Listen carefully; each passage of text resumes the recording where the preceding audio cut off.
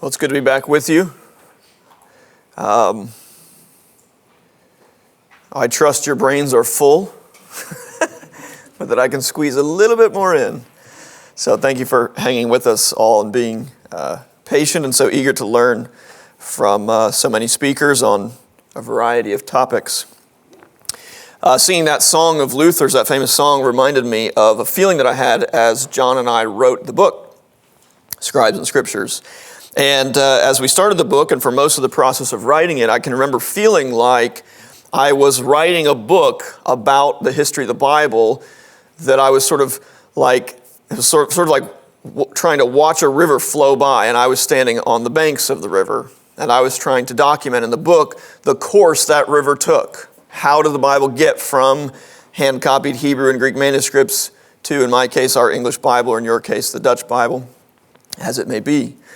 And I remember having a distinct feeling by the end of the book that no longer was I standing at the side of the river watching it go by, but I was actually in the river itself. Because what I realized in writing the book is that we are not outside of the process of handing on the Bible from the generations before us to the generations that follow us. We're not outside that process. We are in that process. And one of the things I'd like to commend to you as I start my talk this morning is for you to think of yourself in that way. You may never be a Bible translator, although Paulus, I think, would love to have you sign up. But you may not be a Bible translator. You may never learn Greek or Hebrew, although, again, some of us in the room would love to teach you Greek and Hebrew, wouldn't we? But you have a part to play in handing the Bible that you have received on to the next generation. And all of us have that task as Christians, to take the Bible that's been given to us, that's been entrusted to us, and pass it along to the next generation. So even as we think now in this next talk about the question of the Apocryphal Gospels, I want you to start by thinking that way. What are you doing as part of that process to hand on the Word of God to next generation so that they can hear God speak clearly through it as well? Well, my subject for this talk is the question of the Apocryphal Gospels. Some of you, that term may be new to you. Some of you may have heard that term. Some of you may have heard of some of these Apocryphal Gospels. Like a number of years ago, there was lots of publicity about the Gospel of Judas. You may remember when that was published about 10 or so years ago. You've maybe heard of the Gospel of Thomas. Others may have no idea what any of those things are, and this is the first time you're ever hearing them. So I'm going to do my best in this talk to try to help all of us, whether you're new to the Apocryphal Gospels or whether you have some familiarity with them, to understand what they are, why they were written, why they were read, and why they are rightly not in our Bible.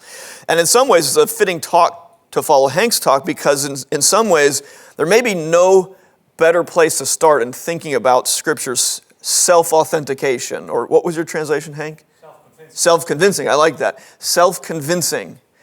Because in one sense, when you think about the Apocryphal Gospels, people often want to know, well, why weren't they put in the Bible? And was it a conspiracy that they were left out? And the simplest way to answer that question, especially for Christians, is just to have you read them. So what I really should do at this talk is just say, let's close in prayer right now. Okay? Go out and get a copy of the Apocryphal Gospels or look them up online and read them. I promise that self-attestation of the canonical Gospels will be very apparent by the time you are done reading the Apocryphal Gospels. You only need to read them and you will immediately recognize why they are not in the Bible. But since Derek has flown me all the way across the ocean, I probably should not end there. So I'll give you a whole talk on the Gospels. But really, you could just go read them on your own and you'll have an answer to the question, why are they not in the Bible? But to begin with, let's think about the number of Gospels. Again, for some of you, this may be the first time you're even hearing that there are other Gospels besides Matthew, Mark, Luke, and John. But of course, the canonical Gospels, the Gospels in our Bible, at least one of them actually tells us there are other Gospels. So the Bible itself admits there are other Gospels. When Luke begins his account of the story of Jesus, he says, inasmuch as many have undertaken to compile a narrative of the things that have been accomplished among us, just as those who from the beginning were eyewitnesses and ministers of the word have delivered them to us, it seemed good to me also, having followed all things closely for some time past, to write an orderly account for you, most excellent Theophilus. Notice verse 4. I don't want to skip over it, though it's not our concern this morning. But he gives his reason for writing. I always tell my students, when a biblical author tells you why they've written, you should really pay attention to that. Why has Luke chosen to write? Verse 4, so that you may have certainty concerning the things you have been taught. He trusts that his audience already knows the story of Jesus and has already been taught about him, but he wants to give them certainty of those things. But there's that key word in verse 1. Many have undertaken to compile a narrative of the things that have been accomplished among us. Unfortunately, it's hard to tell from Luke's Greek whether this compiling of a narrative refers to oral versions of the gospel, the story of Jesus told orally before it had been written down, or whether he means written gospels. It's hard to tell. Of course, depending on your solution to the synoptic problem, you could argue that Luke has used both Mark and Matthew, and if he thinks two is many, then he could be the third, but it's hard to know and be sure. So we'll leave it at that and just say, Luke itself, one of our own gospels in the Bible, recognizes that other people have told the story of Jesus as well. Which brings us to the question of how many gospels are there really, or how many should there be? Famously, Origen, writing, I believe, here early in the 3rd century, says the church has 4 gospels. The heretics have very many. That's pretty simple, isn't it? Pretty straightforward. This is in his sermons on Luke's gospel, in fact, as he begins. And he was not alone. The same sentiment was expressed by Irenaeus in Gaul, so in France. It was expressed by Tertullian in modern Tunisia, by Clement of Alexandria in Egypt, and is reflected in the Moratorian fragment, which may date from the 2nd century. I'll let Dr. Mead sort that out for you. So it's geographically widespread. Already in the 2nd century, Christians are saying there's 4 gospels and only 4. And notice it's both of those things. Not more, not 5, not 3, not 2, not 1. There's 4 and only 4. Irenaeus goes so far as to say it is not possible that the Gospels can be either more or fewer in number than they are. And some of you may know he goes on to give some reasons which, at least at first blush, seem a bit unconvincing. He argues that there are 4 winds and 4 pillars of the earth. And you might think, well, okay, but, we learned yesterday there's heaven, earth, and under the earth. So there's 3 things, so why not 3? But what Irenaeus is trying to say is there's a fittingness to there being 4. And it's like the fittingness of the way creation is made. And you may think, again, you can divide the world up in many ways, but we still have 4 points of a compass, don't we? We still think of north, south, east, and west. And what Irenaeus is getting at is he's saying it's very fitting. This is proper and right. It's just like the structure of the universe. Just like the structure of the universe, God has made it so that it all fits and works together. The same is true of our 4 gospels. We need this many, no more, no less. But despite this geographically wide agreement on the 4 canonical Gospels by the mid to late 2nd century and on in the 3rd, as I said, it does not mean the 4 Gospels were all there were. We just saw from Origen, his comment, that the church has 4 Gospels, and one of the defining characteristics of the heretics is they have lots more. And so today, these other Gospels are usually referred to as the Apocryphal Gospels. We'll come back to that term in a second. And you can find a copy of them in any bookshop. You can find them online, of course. You can read most of them online for free. And they tend to be especially popular today. And they are often cited as proof for the argument that what we know of as the Bible today is really just a product of chance and not the result of God's providence. So skeptics will often love to go to the Apocryphal Gospels and say, look, this is evidence that the Bible as you know it is really just the product of chance. The right people happen to, their opinion won out. And depending on the person saying it, they may appeal to Constantine incorrectly or to the Council of Nicaea, again, incorrectly. But oftentimes the Apocryphal Gospels are appealed to as evidence to suggest that the Bible is really just a circumstance of chance, that it's an accident, and that it cannot be divinely inspired then. And among scholars, there's a push among some to see that any special treatment of the 4 Gospels is nothing more than theological prejudice. So I give as an example Helmut Kester, who taught for many years at Harvard Divinity School, in his book on ancient Christian Gospels, puts it this way. He says, only dogmatic prejudice can assert that the canonical Gospels have an exclusive claim to apostolic origin and thus to historical priority. Now what he's saying, if I can interpret it just a little bit and put it in simpler terms, what he's saying is to treat the 4 Gospels, Matthew, Mark, Luke, and John, as different really is just prejudice. And he obviously does not mean that word positively, right? That it's just a bias. And what's interesting here is what I do want to credit him for is he does recognize a key element, and we'll come back to this. But you'll notice he says only dogmatic prejudice can say that the canonical Gospels have an exclusive claim to apostolic origin and thus historical priority. What I want to convince you of by the end of this talk is that in fact it is the apostolic origin of the canonical Gospels that does set them apart. And the early church was very unanimous in arguing this. They knew about the Apocryphal Gospels, as we'll see. They were not naive to their existence.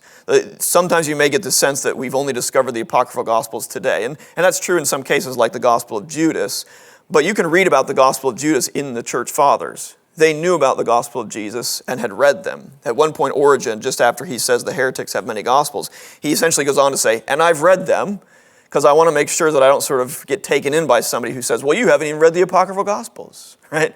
He essentially says, no, I've done my homework. I've read these things, right? So early Christians knew about these Apocryphal Gospels. They were not sort of secret or hidden from them. But I do want to credit Helmut Kester for recognizing a crucial issue.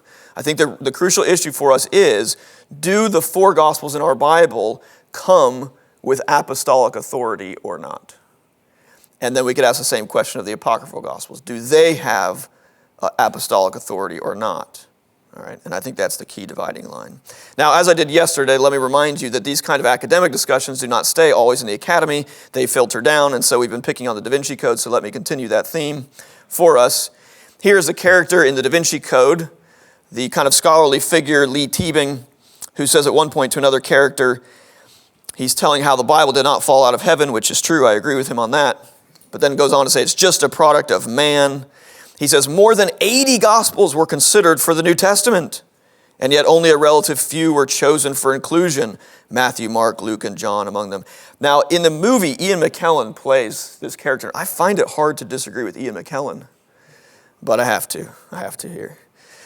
There were not 80 Gospels that were considered for the New Testament, as we'll see, but this goes right along with the kind of popular conception. Sort of like we saw yesterday with the text of the New Testament. There's kind of the academic discussion that can happen, but then when it comes down and drips down to the popular level, it often works out in ideas like this. There must have been all these Gospels, and they were all considered, and it was sort of just, happenstance that these 4 got chosen. There's nothing really distinctive about our 4, and I want to suggest to you that's not the case at all. But before we go further, let's stop and pause and try to define what we're talking about. Because again, some of you, this whole subject may be fairly new to you if you've not read them or you're hearing the term for the first time. What are the Apocryphal Gospels? First of all, the Greek word apokryphos, from which our term apocryphal comes from, means hidden or secret or even obscure. Now, obscure may have kind of a negative connotation to it, but as we'll see, that was part of the question with the Apocryphal Gospels, is were they hidden in secret in a good way or were they hidden in secret in a bad way? And depending on who was talking about them, they had different opinions. And as used by early Christian writers then, the word describes books which, in a negative sense, usually. So the word describes books which, as Simon Gathercole says, exercised undue allure, or which trespassed on the contents of the Bible by supplementing or replacing the same material or the ground or the subject matter that it covered. So Irenaeus, for example, speaks of his opponents as, quote, as having an unspeakable number of apocryphal and spurious writings, which they themselves have forged to bewilder the minds of foolish men and of such as are ignorant of the scriptures of truth. Let me see, I think I have this quote on here for you. Here's this quote. So this gives you kind of the negative connotation of this term apocryphal as Irenaeus would use it. He means it clearly in a negative sense. It's right alongside spurious writings, okay? And he wants his writers to think, no, these things are dangerous, they're bad, and they're not helpful, all right? And you can see that sense already in the idea of obscure in the meaning apocrypha. Now, I need to say here before we go further, we're not talking about the Old Testament apocrypha here, okay? This is an easy confusion to make, to think that the Apocryphal Gospels have something to do with the Old Testament Apocrypha that Dr. Mead talked about yesterday. Although the same term is used, there's really quite a bit different history behind these 2 categories, so don't confuse those 2. Some of you are thinking, I wasn't confusing those 2. Now that you brought it up, I am, so thanks for that. Okay. If you want a little bit more on this, in the book we have a definition of the Apocrypha, and we try to sort some of this out for you, but just get the Old Testament out of your mind, okay, with apologies to Derek. They are early writings about Jesus that are not in the New Testament. That's probably the simplest definition to give you right off the bat, okay? There's no agreed upon list of these. There's no agreed upon list in the ancient world. There's no agreed list upon today. If you pick up different collections of the Apocryphal Gospels, I have this one by Simon Gathercole that I'll recommend to you at the end. He includes some stuff that other collections don't today because there's no agreed list, okay? It's a little bit of a hodgepodge category, as I'll show you in a minute, okay? But one thing I want to say before we go on is to say the term apocryphal is not just one that the Christian critics like Irenaeus of these Gospels use for them. They are also terms that sometimes these Gospels use for themselves. Does this make sense? So it's not just like a negative term that Irenaeus uses for them. He's not being unfair in calling them this because at least in several prominent cases, they describe themselves this way. So here's the start of two well-known apocryphal Gospels, the Gospel of Thomas and the Gospel of Judas. And the Gospel of Thomas begins by saying, these are the hidden sayings that the living Jesus spoke and Didymus Judas Thomas wrote down. And then it goes on to give a collection of 114 sayings of Jesus. But do you see the way that they're introduced? They are introduced as hidden or secret sayings. Okay? And the same thing is true in the Gospel of Judas. It's supposedly the secret message of the revelation which Jesus spoke to Judas Iscariot. Of course, that's quite a surprising one, isn't it? That gets your attention right away. So keep in mind that the term could be used by these books, by the authors of these writings themselves, okay? And so this means that it was not just Christians who tarred these books with the term apocryphal. Rather, at least in some of these books, they identify themselves as either hidden, and again, you might think of it in terms of esoteric. They were meant for sort of insiders or for an elite few, okay? And I stress this because the term itself, apocryphal or hidden, implies a contrast, doesn't it? As soon as you hear hidden, you think, well, then there's other things that are not hidden. And in Greek, the opposite of being apocryphal is to be visible or to be public accessible. So for Greek students, apokryphos is your Greek term for hidden. Phaneros, apparent or visible or obvious, would be your contrast. So to call a gospel apocryphal, as in the Gospel of Thomas, is to imply that there are other gospels that are plain or clear, not esoteric, not obscure. Now, that may not seem like much after 2,000 years where the canonical Gospels have influenced Western culture and are so familiar to us. But I think it's important to stress this distinction because Christians did not call the four canonical Gospels apocryphal. Why? Because however hard the Gospels may be sometimes to understand, at certain points you've surely read the Gospels at times and thought, what is Jesus talking about here? Right? But despite some of the confusing parts in the Gospels as a whole were not hidden, and they were not intended for just the extra clever, or the super special, or just insiders. They were intended for all. So think about the contrast between the way these two Gospels start, the hidden sayings, and then many of the sayings in both these Gospels are very enigmatic and hard to understand. Contrast that with the Gospel of Matthew that culminates with the good news and the proclamation that all authority in heaven and earth has been given to Jesus. Why? So that they can go out and make disciples of the elite, the select few, the privileged, no, but to all nations, and make disciples of them, teaching them what? To obey all the really hard to understand stuff. To obey all that he has commanded his disciples. It's very clear from the end of Matthew's gospel that this story about Jesus is for everyone to hear, and that all peoples are called to discipleship and to obedience to Jesus.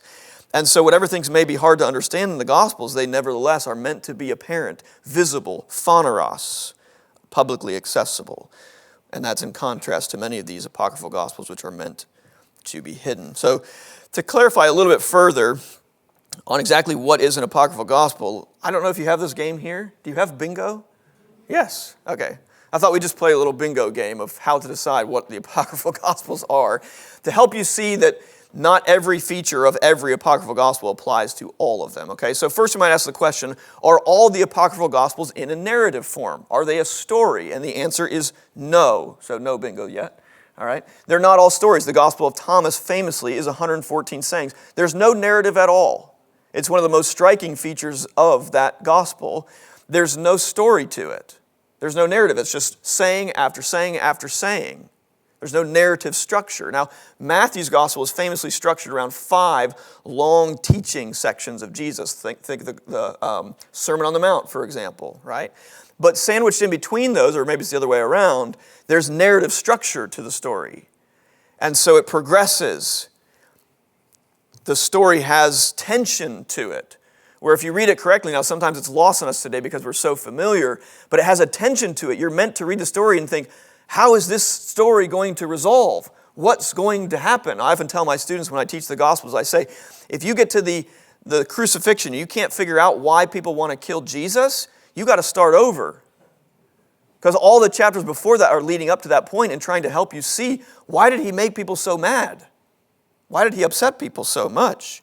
There's a story, there's a narrative structure to it, but not all of our apocryphal Gospels are narrative. Some are, but not all are. Are they all collections of saying then? Well, no, they're not that either. Some are narratives, some are collections of sayings. Now, at least for our purposes today, they are all fairly early. They're at least before the year 500. Again, this is somewhat arbitrary, so this is one of those features of the apocryphal Gospels. We sort of just have to draw a line somewhere. Next, were they all suppressed? Were they all suppressed? No, they were not. We've just read a pretty serious criticism from Irenaeus. So we have numerous examples of early Christian writers critiquing these, and sometimes very severely and in harsh language, but that doesn't mean you should think that they were always suppressed. In fact, some of these were quite popular even among Christians. The infancy narrative, for example, of James was very popular, and we get lots of our, let's call them, ideas about the birth of Jesus from that. If you've ever heard the idea that Jesus was born in a cave, for example, that comes from that apocryphal gospel. The perpetual virginity of Mary, for example, you can find at least in initial form there as well. So some ideas that later developed further among Christians are found in these gospels. So they're not all suppressed. We, of course, get a free space. They are all, however, not in the New Testament. That is one feature that ties them all together. They're not all complete. Many of them are fragmentary. You've got a couple pictures on my slides here. This is a fragment of one of these gospels that was just published a few years ago, one I actually worked on as a graduate student. You saw it on the first slide. That's the whole, pretty much the whole thing here. I'll go back to it so you can see it. That's pretty much the whole thing. It actually has some material from Matthew's gospel and some from the Gospel of Thomas, which is why it's pretty interesting, but all on the theme of worrying. But that's the whole thing right there. Okay. So keep in mind, some of these are complete, like the Gospel of Thomas. We do now have a complete copy, but in many cases they are only fragmentary. Do they all call themselves gospel? No, they really don't. The Gospel of Thomas clearly does. The Gospel of Judas does. Those have the title Gospel of, just like we have with our canonical Gospels, but many of them do not have this exact title, so it's a little bit of a misnomer. However, they all get under this category of apocryphal gospel because, lastly, they do all have to do with Jesus. Okay? As you can see from these 3 things, they're early, they're not in the New Testament, and they're about Jesus. And you're thinking, that's a pretty big category, isn't it? And you're exactly right. Okay? And so let me help you just a little bit more by thinking about some of the types that we try to group these in, these sort of subcategories to help give you some hooks to hang your hat on about what we're talking about. You can think of maybe 4 categories, and I'll add a 5th just for fun. Some of these are stories about Jesus' birth or his childhood, or in some cases even Mary's birth and her childhood. So the Proto-Evangelion of James, that tells about Mary's birth, and then goes into more detail about Jesus' birth. Something like the infancy gospel of Thomas answers questions about Jesus' childhood. We'll come back to that in a second. All right. Then we have gospels that you could put under the category, say, ministry gospels or sayings gospels. They touch on Jesus' ministry. They maybe don't mention his birth or his death and resurrection, but they have his teaching. So the Gospel of Thomas would fit in this category, where it's a collection of sayings of Jesus. And then we could categorize at the end of Jesus' story, we could call them passion gospels. These expand on Jesus' trial and crucifixion. So something like the Gospel of Peter would fit in this case. And then lastly, our 4th category would be post-resurrection gospels. These expand on what Jesus taught in the 40 days between the resurrection and the ascension. So something like the Gospel of Mary we could put here. Again, these are attempts to categorize them. None of these categories are perfect. Some of these you could fit in multiple categories. It's not neat and tidy, but just to give you some ways to think about them. And then the last one is forgeries. These are modern fakes. If any of you heard about the gospel of Jesus' wife a number of years ago, this turned out to be a modern fake. All right, so people are still interested in writing stuff about Jesus. He is very popular, as it turns out. Here's some other ones just to give you a list of some others that maybe you've heard of or not heard of, to give you a sense. This is by no means exhaustive, as not meant to be. So just to give you some sense of what we're talking about in these. Now, let's ask the question that often comes up when we think about the Apocryphal Gospels, and that is, why were they written? And why were they read?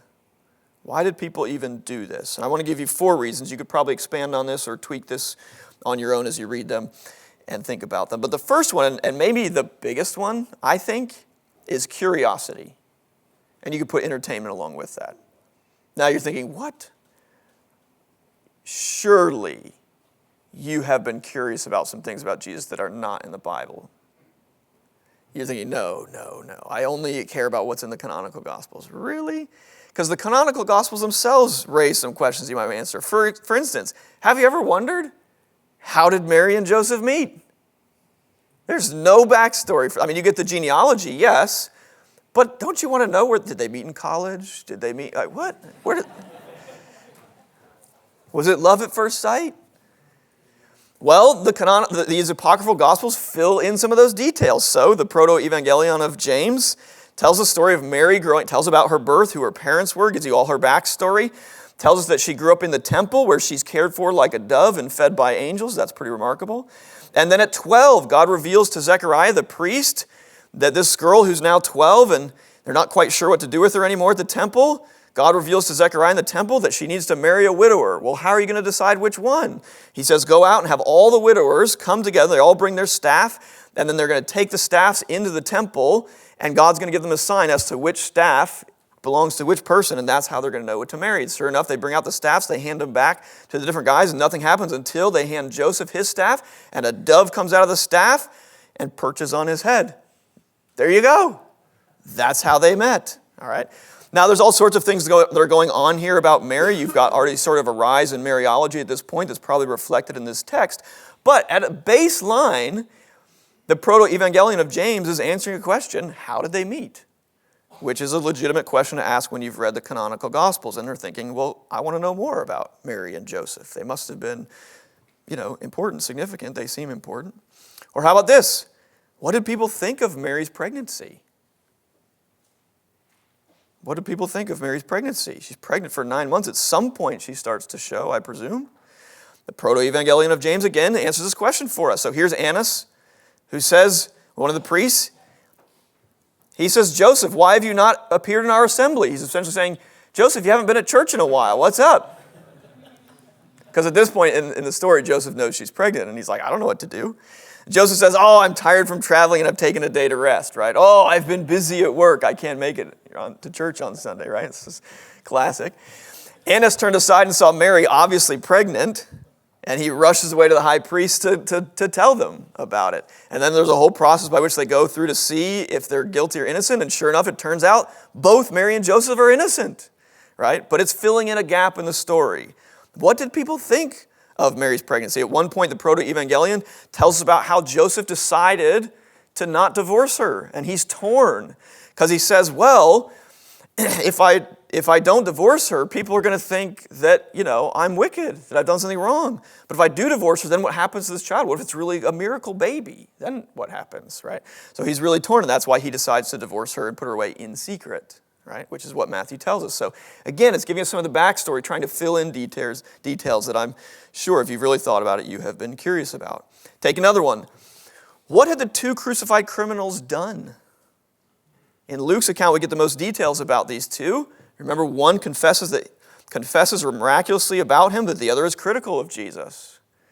These 2 figures show the reactions to Jesus that happened in his own life from the very cross, and of course, that still happen today, right? There's a dramatic choice to be made about Jesus, and these 2 figures represent the only 2 choices you can make. But what have they done? The narrative of Joseph and Arimathea fills in the gaps. The first one, it's the guy who curses Jesus, whose name was Gestus, we get his name, so there's a gap that's filled in, would murder travelers by putting them to the sword, and others he stripped naked. He hung women upside down by their ankles, and I'm leaving out the worst part here with the ... He never acknowledged God or followed the law and was violent from his earliest days in activities like these. He's a real bad guy. So the story is setting you up to not feel sorry for him, right? When he's crucified. The other guy actually is more of like a Robin Hood figure. He's still not liked, but you can tell he's going to be the guy that turns out to do the right thing. All right. So these are the kinds of things. If you've read the Gospels, you can wonder about these characters that you don't learn much about. I say the best one for last. I've gone a little bit out of order here, but this has got to be the big one. Surely you have wondered this. What was Jesus like as a child? I always wondered, what was it like to be his parent? When I was younger, I would always think, what was it like to be his sibling? Now that I'm a parent, I think, what was it like to parent him? Was he really easy to parent? Because he never sinned? Or were his parents just like always confused by him? Like, what do we do with this kid? Right? I always think, sometimes people think like, oh, everybody must have just thought, Jesus, this is me, okay? This is totally, you can take this or leave this. This is not from the Bible. I think people just thought he was weird. Because they had no category for it. For a human being who never sins. I think they must have just thought, what do we do with this kid? Okay, well, the infancy gospel of Thomas tells a bunch of stories to sort of fill in the gaps. And in particular, it leaves off right at age 12, which is where Luke tells us a story about Jesus as a 12-year-old, right? And it fills in the gap from him at age 5, age 8, and age 12. So it kind of takes stops along the way to give us a sense. You might even wonder, what was it like to be Jesus' teacher? Well, if you want to know, the infancy gospel of Thomas tells about him going to school. And not surprisingly, he schools his teacher. His teacher's like, his teacher sees the way he's behaving and tells his dad, hey, you need to get this kid in school. So he takes him to school and he starts to teach him the alphabet. And Jesus starts, he starts with alpha and Jesus says back to him, do you really know what alpha is? And he just goes from there. This is the one where famously he takes clay and turns them into birds. Okay. Here's how it begins. It says, this is the beginning of the infancy gospel of Thomas. I, Thomas the Israelite, have considered it my duty to recount to all the Gentile brethren the deeds of our Lord Jesus, who was born in our land of Bethlehem, the village of Nazareth. This is how it all began, right? He's going to take us back. Let's see if I can give you, I'm going to try not to just read too much from these. But here's what I like. When he was 8 years old, when Jesus was about 8 years old, his father, who was a carpenter, was working on some plows and yokes. He took a pallet from a rich man to extend it considerably and make it serviceable. One side was shorter than the other, and not the right length. Joseph was worried and did not know what to do. When the child came up to him, he said, put down the 2 planks of wood, Jesus said, and square them up on your side. Joseph did as Jesus had told him. The boy stood on the other side and held the short plank. He stretched it, making it the same length as the other plank. Don't worry, now you can make it the way you want it, he said to his father. Joseph hugged him and kissed him. I'm so blessed to have been given such a child by God, he said. You see, he's solving problems for his dad. Now, before you're laughing, it's totally appropriate to laugh, but don't you see Jesus doing some things like this when the disciples can't catch fish? And he says, well, try the other side. And you're thinking, okay, really? The water is so different 4 feet away, right? He seems to solve problems for people, doesn't he? Now, of course, there's more of a point in the canonical Gospels. But again, one reason, I think it's a big reason, why the Apocryphal Gospels were written is to satisfy curiosity and in some cases to entertain. Now, there's more than that, but just not less. Okay? So often the details that are in them are there because they're not talked about in the canonical Gospels. A second reason for their writing, I think, is harmonization. To try to put the 4 Gospels together. And there were several ways this could be done. 2 of the most famous examples of attempts to do this, the first one is Tatian's, what is known as Tatian's diatessaron. Diatessaron is a word that means through the 4. And we still have these today. We call them gospel harmonies. You can still buy them. And Tatian is the first person we know to really try to do this. Unfortunately, it only exists in like some Arabic and Latin translations. We can't get back to his original text, but we do have a commentary by an early Syriac church father. So we think we can know the order and how he at least put the 4 Gospels together in the order, even if we can't always know the exact details. So just to give you a little taste of it, here's how the diatessaron starts. Now you might ask yourself, if you were going to harmonize the Gospels, where would you start? What pieces would you put together and in what order? Tatian starts with John 1 through 5. In the beginning was the Word. He says, well, John goes all the way back, so I'm going to start all the way back. Then he turns to Luke and gives John's birth account with the birth of John the Baptist and the Annunciation to Mary, then gives the birth account from Matthew, then gives the birth account and the shepherds from Luke. Now, before you criticize Tatian too much, I bet at Christmas time you do something similar at your church. If you put out a nativity, I can promise you your nativity is a harmonized version of the gospel accounts of Jesus' birth.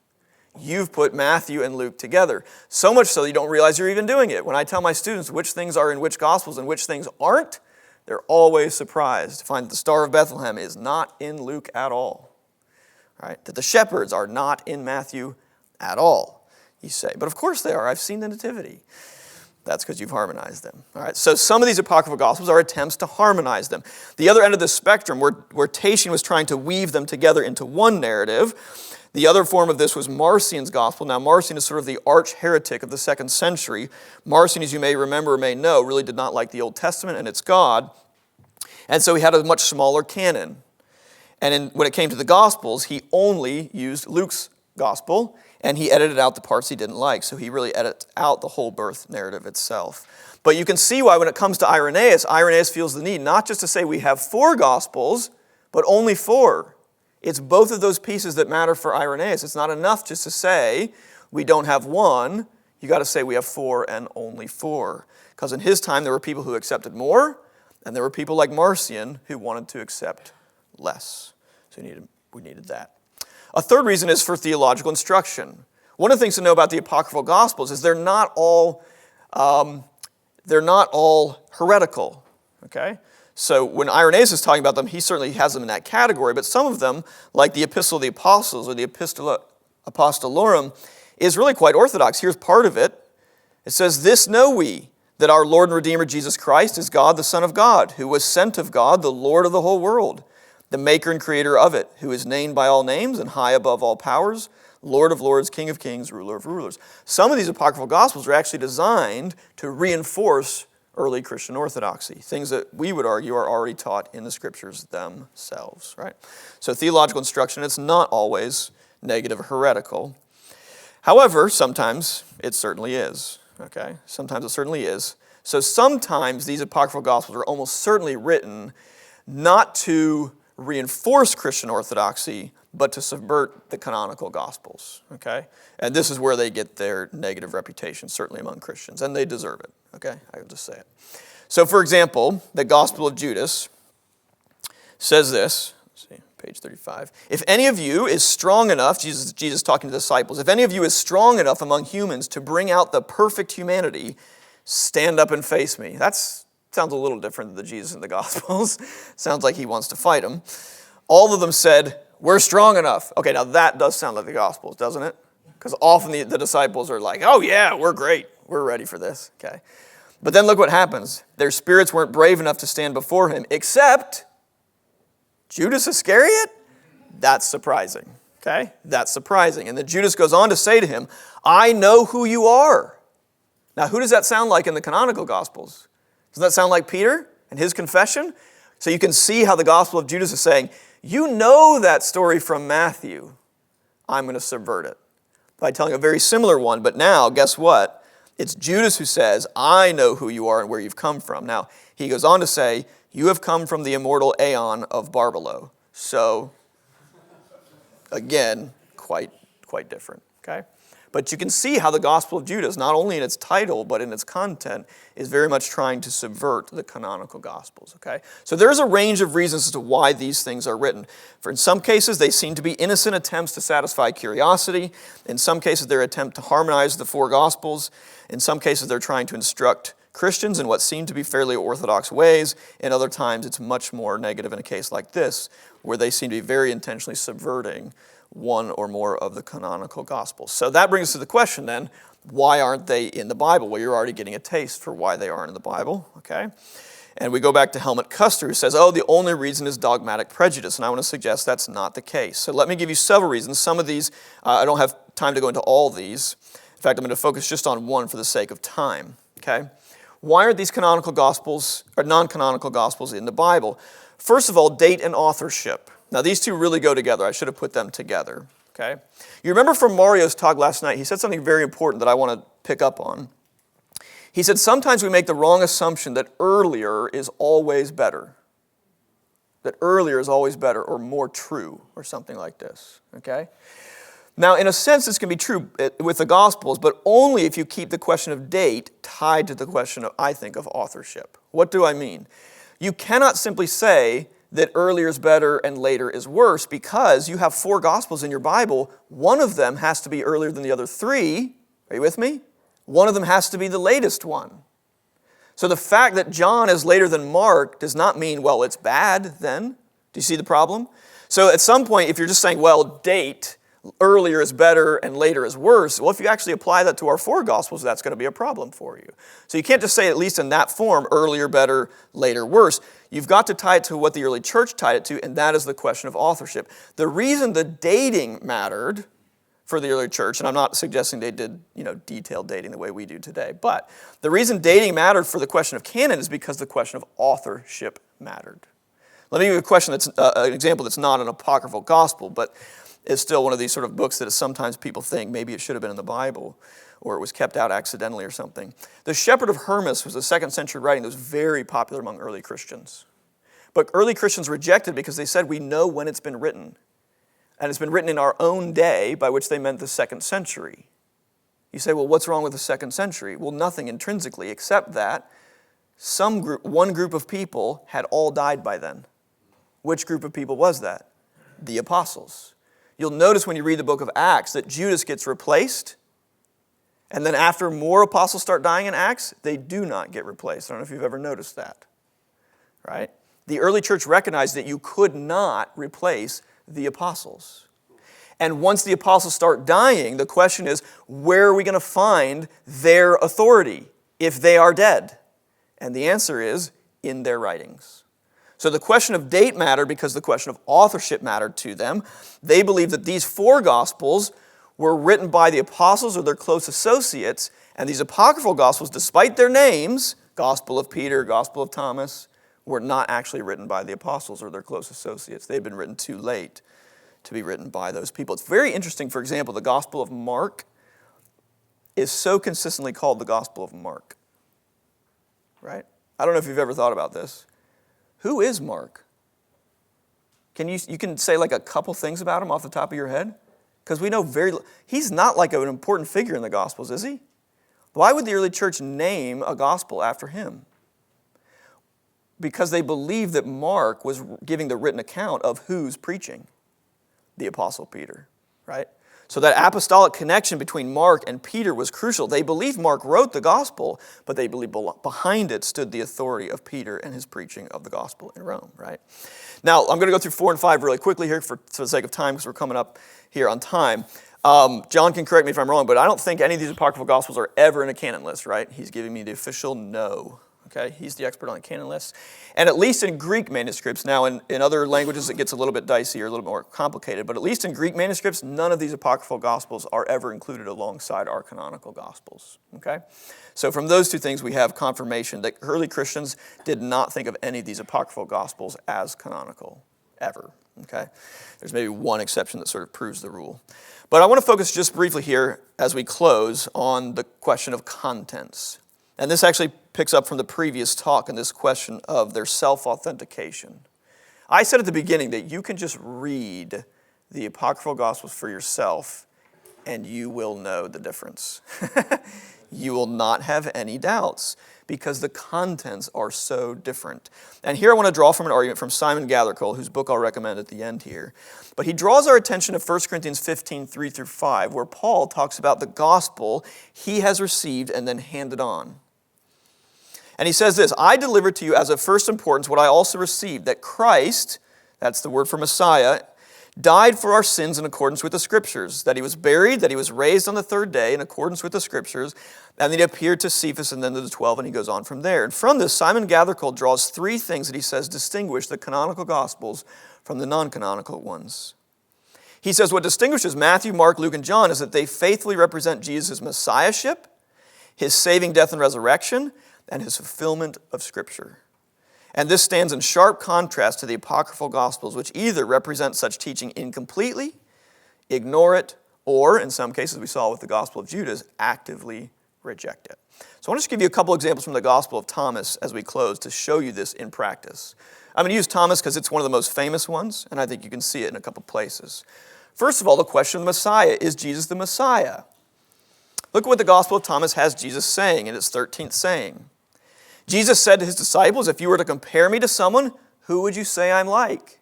Again, we've heard this before, haven't we? This is very much like the Gospel of Judas, which is like the Gospel of Matthew and Mark, Peter's confession of Jesus. So he's asking the question, who do men say that I am? That's the form you know it in. Now, what does Simon Peter say to him? You are the Christ, if you know the canonical Gospels. But what does he say in the Gospel of Thomas? You're just like an angel. I suppose that's nice. It seems like a compliment, I don't know. But it's different than Messiah, isn't it? What is Matthew? Matthew said to him, you're like a wise philosopher. Gathercole actually takes this as a way that the Gospel of Thomas is pitting itself against the written Gospel of Matthew at this point.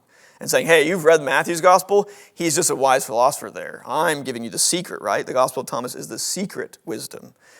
Thomas, who's the key character in the Gospel of Thomas, why it's named after him, said to him, teacher, I'm completely unable to say whom you're like. You see that? That's that secret element, that apocryphal element, that enigmatic element that you often find here. We don't even know what he's like. See how different that is from the canonical Gospels? The major theme in the canonical Gospels is who Jesus is. The whole point is for you to see who he is, not to leave you at the end going, I'm completely unable to say what you're like. Now, in a sense, we'd say, of course, he's unique, yes? But hopefully by the end of the canonical Gospels, you can say a lot of things about who he is. And that, of course, is the point. So the Gospel of Thomas fails on this first test. Does it teach that Jesus is the Christ, the Messiah, which is what the Gospel contains, according to Paul in 1 Corinthians 15? How about his death and resurrection? There isn't one in Thomas. How can you have a gospel with no death and resurrection? You can't. That's what the gospel is. Here's how the Gospel of Thomas famously ends. No death, no resurrection, no salvation for sin. I guess a salvation of a kind. Simon Peter said to them, Mary should leave us because women aren't worthy of life. Jesus says, no, it's okay, don't worry. I'm able to make her a man so that she may become a living spirit too. She's equal to you, men, because every woman who makes herself manly will enter the kingdom of heaven. That just scrambles everybody, doesn't it? I mean, nobody today likes that. Nobody. It doesn't matter where you are in the question of transgenderism. Nobody's happy with that. All right, it fails the death and resurrection test. I realize I'm going through these quickly, but lastly, how about the fulfillment of Scripture? One of the things that is so striking about the canonical Gospels is how much they are at pains to show you that Jesus is the fulfillment of Old Testament promises. Just over and over and over again, they're either quoting from the Old Testament or alluding to it to show you the way that Jesus fulfills the Old Testament. That's that element we saw in 1 Corinthians 15. Twice Paul says, according to the Scriptures.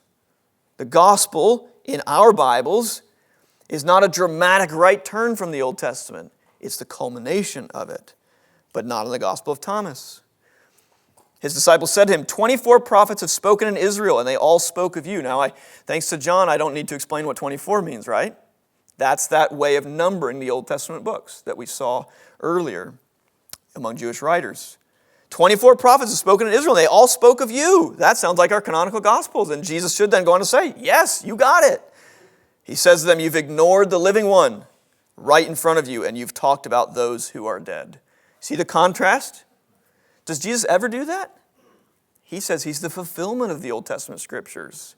To be sure, he's the culmination and the high point, right? But he's not in contrast to it. He doesn't disparage what comes before. He actually puts himself in the line of the prophets and just says he's the greatest of all of them, but does not pit himself against the Old Testament prophets like the Gospel of Thomas. So as we close, I want you to just hopefully give you a little sense of why we have our four canonical Gospels. Because we believe as Christians, they have the apostles' authority behind them. These are, if I can call them this, they are the authorized biographies of Jesus for the church. Right? Whatever interesting things the Apocryphal Gospels may tell us about, and they do tell us some very interesting things, we do not preach and teach from them. We do not base our life on them. Why? Because they do not come with God's own authority, right? These four Gospels, our four Gospels, tell us the story of Jesus' life, his ministry, his death, and resurrection. And how that is a story not just for the elite, not just for the insiders or those who can figure out the esoteric sayings, but for all nations. Last, I'll just close with some recommended resources. If this has piqued your interest and you want to know more, the best edition I would recommend is by Simon Gathercole in the Penguin Classics series. It's just come out a few years ago. It has a great introduction to the Apocryphal Gospels and an introduction to each one of them as well. Very good, easy to read translation. Marcus Bachmuel's book, The Ancient Apocryphal Gospels, is much more introduction about them. And then he's written an article for us at the Text and Canon Institute that I put on our homepage today. So if you just go to textandcanon.org, you'll say, I don't want to read another book. I'm taking your class. Go read his article, and that'll be good. Lastly, if you want to know more about the canonical Gospels themselves and why we have these four and how they were recognized, Chuck Hill's book, Who Chose the Gospels, is a great one. Peter Williams' Can We Trust the Gospels is great on the historical reliability of the Gospels, and I checked before, it is in Dutch now. I don't think Marcel published it, though, sadly, no. And then the one in the middle is actually not out yet. You say, why are you recommending a book you haven't read yet? Well, this is by Simon Gathercole, making the argument in much more detail that I've just given to you, how the contents of these Gospels clearly distinguish the canonical ones from the non-canonical ones. This is a shortened version of a much bigger book that he wrote a few years ago that I've read. This is probably the one you want to read. It's much more accessible, especially if you are a pastor. So I'll leave it there, and thank you very much for your attention.